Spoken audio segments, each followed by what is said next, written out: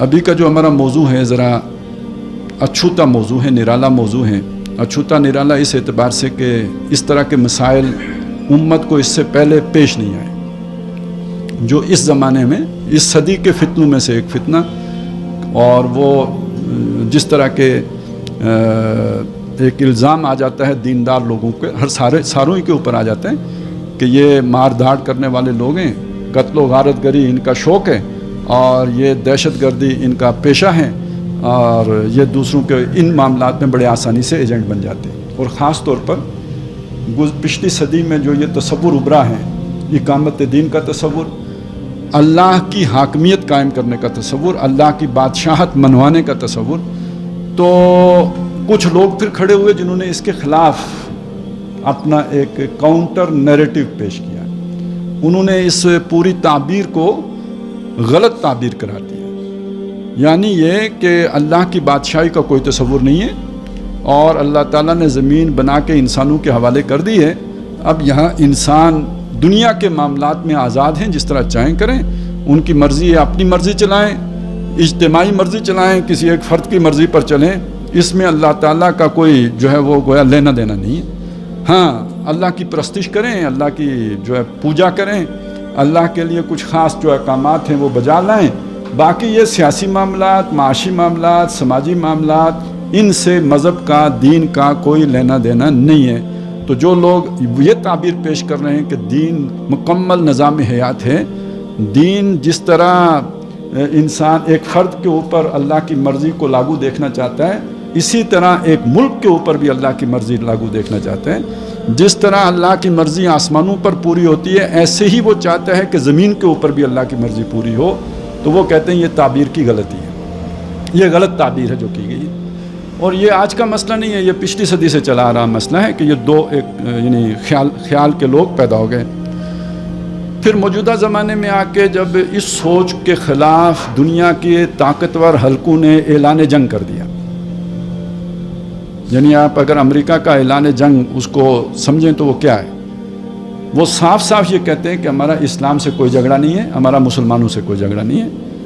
البتہ اسلام کی جو لوگ سیاسی تعبیر کرتے ہیں ان کے ساتھ ہمارا جھگڑا ہے. سمجھ آئیے اس بات کی؟ سیاسی تعبیر کیا ہے؟ یہی تعبیر ہے کہ اللہ کی زمین ہے، اللہ کا حکم نافذ ہونا چاہیے، یہ سیاسی تعبیر بن جائے گی نا. تو جو لوگ اس کی سیاسی تعبیر کرتے ہیں، پھر زیادہ بش نے اور بھی کھول کے کہہ دیا، جو لوگ پورے عالم اسلام میں خلافت قائم کرنا چاہتے ہیں وہ ہمارے دشمن ہیں. تو یوں سمجھ لیجئے کہ وہ لوگ کہ جو پہلے ہی سے اس تعبیر کے مخالف تھے، ان کے گھروں میں تو گھی کے چراغ جلنے لگے. انہیں تو یہ موقع غنیمت نظر آیا، لہٰذا انہوں نے پھر اس کے چونکہ امریکہ نے ظلم کیے، امریکہ نے زیادتیاں کی، اور ان کے ساتھ مل کر جو ان کے اتحادی تھے، غیر امریکی، غیر نیٹو، جو مسلمانوں میں سے ان کے اتحادی بنے، انہوں نے بھی ظلم کرنے میں کوئی کمی نہیں چھوڑی. بدلے میں جو اس طرح کے لوگ تھے انہوں نے بھی پھر ہتھیار اٹھا لیے، اور ایک یعنی معاملہ ہو گیا دو بدو. اب جس کا منہ بڑا تھا اس نے دوسرے کو دہشت گرد کہہ دیا. دیکھیے، آپ اگر دہشت گردی کو دیکھیں، دہشت زدہ کرنا دہشت گردی ہے. تو ویسے آپ زیادہ کس سے ڈرتے ہیں؟ سچی بات کہتے ہوئے آپ کو کس سے ڈر لگتا ہے؟ مولوی سے ڈر لگتا ہے یا وردی والے سے ڈر لگتا ہے؟ تو زیادہ بڑا دہشت گرد کون ہے پھر؟ جس نے آپ کو دہشت زدہ کر کے رکھا ہوا ہے نا. لیکن چونکہ اس کا منہ بڑا ہے، زبان لمبی ہے، تو اس نے دہشت گرد دوسرے کو بنا دیا. Simple is that. بات سمجھ میں آئی میری؟ اچھا، اب جب بنا دیا تو چونکہ زبان تیری، اخبار تیرا، میڈیا تیرا، سب تیرا، جو تو چاہے مرضی کر، ٹھیک ہے نا. اور رانجھے کو ہیر بنا، ہیر کو رانجھا بنا، مجنو کو لیلا بنا، لیلا کو مجنو بنا، یہ تیرے اختیار میں آ گیا اس میڈیا کے توسط سے، تو کر دے، ہو گیا. تو وہ جن کے دلوں میں پہلے ہی دشمنیاں تھیں، ان کو بھی اپنے جو ہے پھپھولے پھوڑنے کا موقع مل گیا، اور انہوں نے ہر طرف یہ ڈنڈورا پیٹا کہ اصل میں تو یہ تعبیر ہی غلط تھی، اس لیے یہ غلط نتیجہ برآمد ہوا. اچھا، دوسری طرف ہم دیکھتے ہیں تو کچھ ایسا ہوا بھی ہے،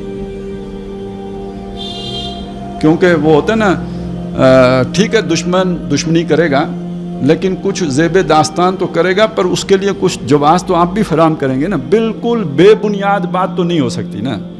कुछ तो होता है, कोई राई